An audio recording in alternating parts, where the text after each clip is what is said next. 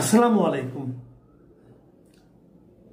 প্রিয় দর্শক, দেশের রাজনৈতিক অবস্থা আমার কাছে মনে হয় ক্রমেই যেন একটা জটিল দিকে যাচ্ছে।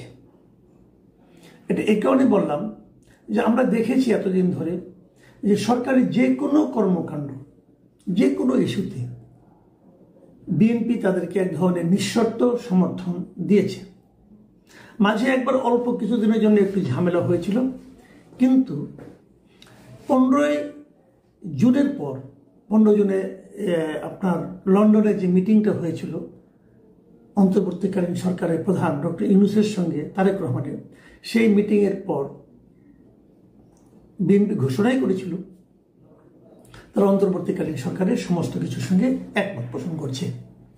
কিন্তু সেই যে আপনার ভালোবাসার সম্পর্ক, প্রেমের সম্পর্ক, যাই বলি না কেন, সেই প্রেম যেন ভেঙে গেছে।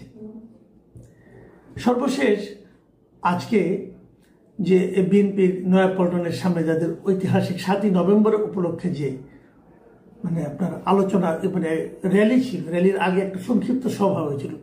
সেই সভায় বিএনপির মহাসচিব মির্জা ফখরুল ইসলাম আলমগীর একটা কথা বলেছেন। তিনি কি বলেছেন, ওনার কথা যদি আমরা সরাসরি কোট করি, উনি কি বলেছেন? উনি বলেছেন, আজকে দুর্ভাগ্য আমাদের, আজকে অন্তর্বর্তী সরকার যাদের আমরা সম্পূর্ণ সমর্থন দিয়েছি, তারা আজকে নিজেরাই একটা অবস্থা তৈরি করেছে যাতে নির্বাচন ব্যাহত হয়।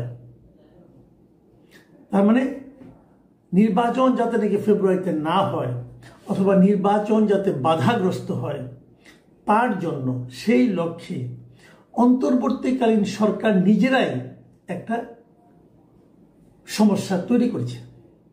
অভিযোগ করেছে যে অন্তর্বর্তীকালীন সরকারের এতদিনের সবচেয়ে বড় প্রেমিক বিএনপি। কেন এই সম্পর্কটা কেন হলো?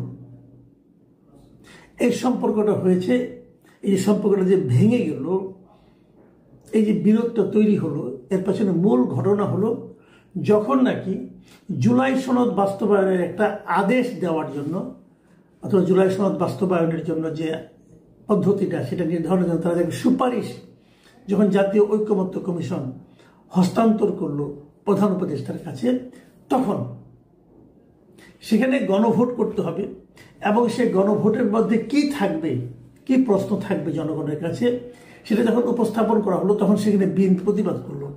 বিএনপি বলল যে আমরা যে সমস্ত পয়েন্টে, যে সমস্ত বিষয়ে আপত্তি করেছিলাম, যেটাকে ইংরেজিতে নোট অফ ডিসেন্ট বলে, যেগুলোতে আমরা আপত্তি করেছিলাম, সে আপত্তির কথাগুলো উল্লেখ না করেই এই প্রস্তাবনাগুলি দেওয়া হয়েছে। মানে আমি যে আপত্তি করেছিলাম সেই জিনিসটা এখানে আর নাই। তাহলে জনগণের কাছে যখন যাবে, এটা জনগণ কি দেখবে? যেমন ধরুন উচ্চকক্ষ, যখন যাবে, আপনি উচ্চকক্ষ চান, জনগণ বলবে চাই। তাহলে কি চাওয়াটা শেষ হলো? উচ্চকক্ষ আপনি কিভাবে চান? জামাত চায় উচ্চকক্ষ হবে পিয়ার পদ্ধতি, মানে সারা দেশে যত রাজনৈতিক দল আছে যারা ভোটে অংশ নিয়েছে, তারা যে যত % ভোট পাবে টোটাল ভোটের, ততটা আসন তারা উচ্চকক্ষে থাকবে তার সেই দলের। ধরা যাক একটা দল, ছোট একটা দল, ধরা যাক ইসলামী আন্দোলন, তারা সারা দেশে 3% ভোট পেল, 3%, কিন্তু তারা একটাও আসন পেল না। হতেই পারে এরকম, সব জায়গায় অল্প অল্প করে ভোট পেয়েছে, কিন্তু তারা একটাও আসন পায়নি। তো সারা দেশের সমস্ত ভোটারদের 3% মানুষ তো তাকে সমর্থন করেছে। তো তাদের বক্তব্য হলো নিম্নকক্ষে যারা পাশ করেছে তারাই থাকলো, কিন্তু উচ্চকক্ষে এই 3%-এর আনুপাতিক হারে আমি যেন 3টা আসন পাই। উচ্চকক্ষে 100টা আসন, আমি যেন 3টা আসন আমাকে দেওয়া হয়। তো এই হলো জামাতের দাবি, এটি ইসলামী আন্দোলনের দাবি। কিন্তু বিএনপি বলছে তা না। বিএনপি বলছে যে নিম্নকক্ষে আমি যতগুলো, ধরুন 300 আসনের মধ্যে আমি পেলাম 210টা, তাহলে ওই 100তে যাই না, আমি পাবো 70টা। মানে ওই এমপির আনুপাতিক হারে এখানে হবে। বিএনপির এই দাবিটা হলো বিএনপির দাবি। আমি ভালো মন্দ নিয়ে আলাপ করছি না, যে আমাকে ব্যক্তিগতভাবে জিজ্ঞাসা করেন, আমি কিন্তু জামাতের দাবিকে সাপোর্ট করি, আমার কাছে এটা ভালো লাগে। কিন্তু আমি তো একা, আমার বক্তব্য তো কোনো বক্তব্য না, সবার বক্তব্য দেখতে হবে। কারণ বিএনপি একটা ভিন্ন দাবি করেছে। তো আপনি গণভোটের সময় কোন জিনিসটা লেখা থাকবে এখানে? ওখানে লেখা থাকবে যে উচ্চ কক্ষ হবে, এবং উচ্চ কক্ষে বিএনপি কি বলেছে সেটাও তো লেখা থাকতে হবে, নাহলে বিএনপি সমর্থকরা ভোট দেবে কিভাবে? তো এই যে জিনিসটা, এই যে নোট অফ ডিসেন্টটা, বিএনপির যে আপত্তিটা, এইটা ওখানে আর লেখা নেই। এই জন্য বিএনপি বলেছে ওটা না লেখাটা তাদের সঙ্গে প্রতারণা মাত্র, এই কথাটা তারা বলেছে। তো বিএনপির এই বক্তব্য তো সঠিক।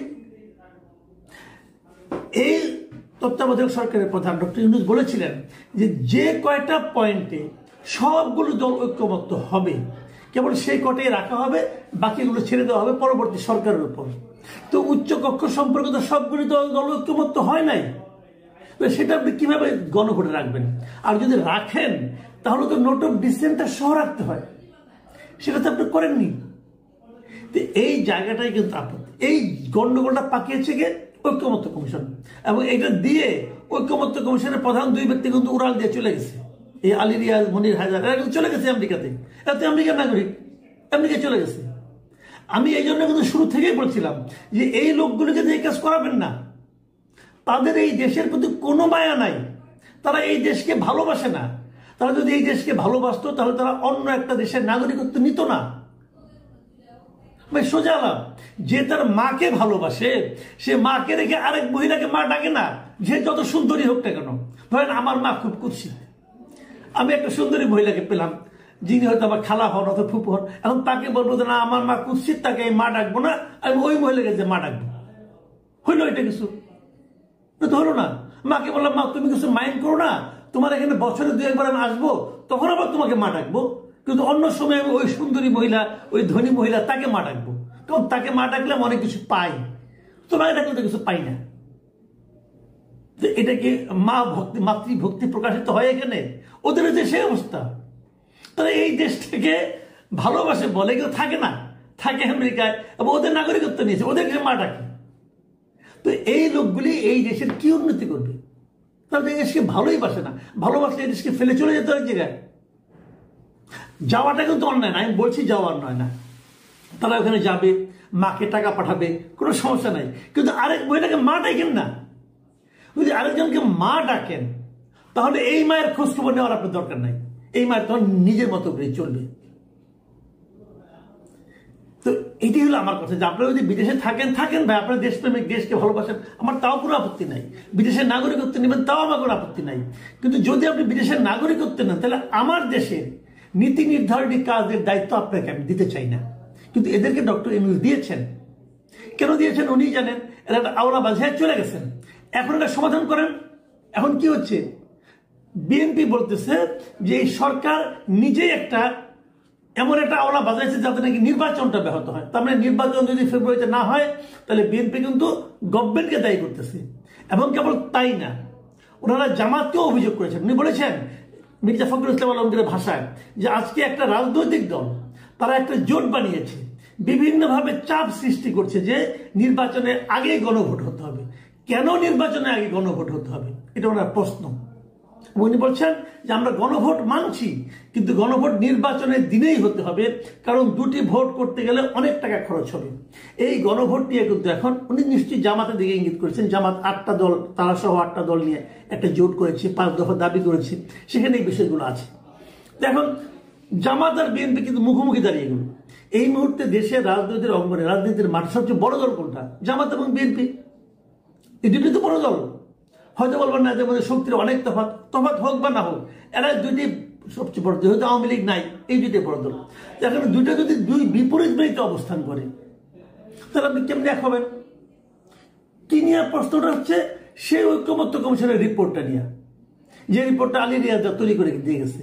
মানে পুরো ঝামেলাটা পাকিয়েছেন ঐক্যমত্য কমিশন, ওই আলী রিয়াজ, মনির হায়দার এরা, এবং সেটা নিয়ে বসে আছে সরকার। এবং সরকার বলতেছে দেখেন এই সরকার কিন্তু আলটিমেটলি ঐক্যমত্য কমিশনের প্রধান, কারণ ঐক্যমত্য কমিশনের চেয়ারম্যান হচ্ছে ডক্টর ইউনূস। এখন উনি মিটিং করে বলতেছেন যে পলিটিক্যাল পার্টিগুলির মধ্যে সমাধান করতে হবে 7 দিনের মধ্যে। যে সমাধান আপনারা 8 মাসে করতে পারলেন না, 9 মাসে করতে পারলেন না, সে 7 দিনের মধ্যে কেমন করে করবে? আর তাছাড়া যে সমস্যা পাকিয়েছেন আপনি, সেটার সমাধান পলিটিক্যাল পার্টিগুলি কিভাবে করবে? 7 দিনের মধ্যে 4 দিন হয়ে গেছে, এই পলিটিক্যাল পার্টিগুলি কি একবারের জন্য নিজেদের সঙ্গে বসেছে? বসেনি তো, তারা বসেও নি। তাহলে কি হবে? 7 দিন চলে যাবে, তারপর কি হবে? সরকার বলছে তারা একটা সমাধান দিয়ে দেবে। তারা সমাধান দিল, যদি সেই সমাধান বিএনপির পছন্দ না হয়, বিএনপি মানবে না। যদি সেটা জামাতের পছন্দ না হয়, জামাত মানবে না। যদি জনগণের পছন্দ না হয়, জনগণও মানবে না।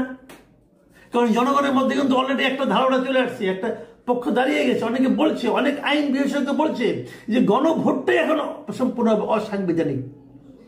তারা বলছে গণভোটই আপনি করতে পারেন না। গণভোট নির্বাচনের আগে হয় না, যখন পার্লামেন্ট না থাকে তখন গণভোট হয় না, পৃথিবীর কোথাও হয় নাই। আপনি কোথায় করবেন গাইড জুড়ে? আপনি যদি আজকে করেন, কালকে তো নতুন সংসদে সেটা মানবে না, তাহলে কি লাভ হলো? অনেকে বলেন যে সংবিধান অনুযায়ী সব হয়েছে, এই আন্দোলন কি সংবিধান অনুযায়ী হয়েছে? এই হাসিনা কি সংবিধান অনুযায়ী পালিয়েছে? না, পালায় নাই। আপনার কথা সত্য, সংবিধান অনুযায়ী পালায় নাই। কিন্তু এই সরকার নিজেই তো দাবি করেছে যে আমি সাংবিধানিক সরকার। এই যে জুলাই ঘোষণাপত্র দিল সংসদ ভবনের সামনে, সরকার নিজেই বলেছে, দেখেন 20 নম্বর ধারায় বলা হয়েছে যে আমরা একটা সাংবিধানিক সরকার। তা আপনি যদি সাংবিধানিক সরকার হন, তাহলে তো আপনাকে সংবিধান মানতে হবে। সংবিধানে কোথায় লেখা আছে রে ভাই যে গণভোট করা যাবে?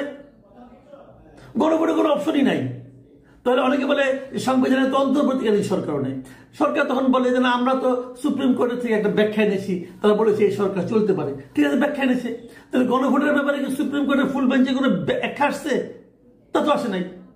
এখন ওই ব্যাখ্যা নেয় না কেন?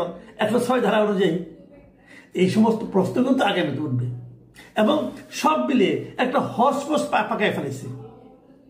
এবং আমি মনে করি সরকারে অনেক জ্ঞানীগুণী লোক আছেন, তারা এটা কেন করছেন আমি জানি না। সব মিলে দেশকে একটা সংঘাতের দিকে যাচ্ছে আমি জানি না। যদি যায়, তার জন্য দায় দায়িত্ব কার থাকবে? আমি তো প্রথমত পলিটিক্যাল পার্টিগুলি দেওয়ার চেয়ে সরকারকেই বেশি দেবো। এবং এই জন্য কিন্তু ডক্টর ইউনূসকেও প্রস্তুত থাকতে হবে। আগামীতে এই সমস্ত প্রশ্ন উঠবে। প্রিয় দর্শক, এখন এ পর্যন্তই। আল্লাহ হাফিজ।